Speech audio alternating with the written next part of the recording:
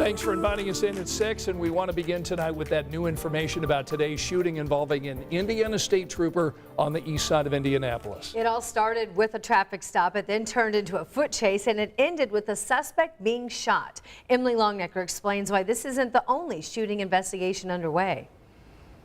Yeah, this is the second time this week that an Indiana State Trooper was involved in a shooting. This one today came at around 11:30 during a traffic stop here near 34th and Franklin Road. Now we know the two troopers involved are part of something called the All Crimes Policing Squad, and that is where the Indiana State Police patrols areas where data shows there are incidents of a lot of criminal activity. Now we know from state police that these troopers pulled this vehicle over for some kind of traffic violation. We know that a person in that car jumped out and started running. The car that was pulled over, whoever was still left in that car, Indiana State Police say that car took off. Now police were on foot and chasing the one person that had bailed out, and during that time we know that one of the Indiana State Troopers shot the person who had bailed out. We know that that person was taken to the hospital. Indiana State Police says that that person's injuries are not life-threatening.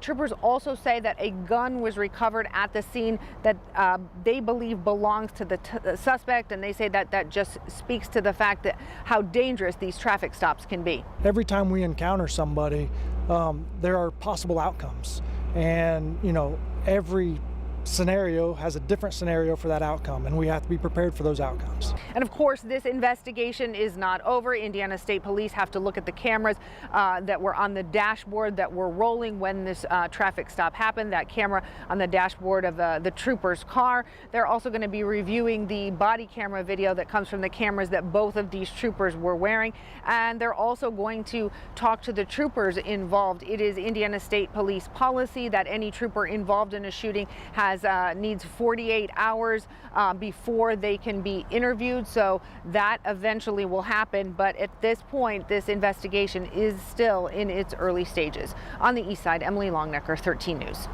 Emily, thank you. Anytime news breaks, we always send you an alert right to your device. And remember, we're going to post any updates to this story as they come into us, not only in the newscast, but on our mobile app and online for you at WTHR.com.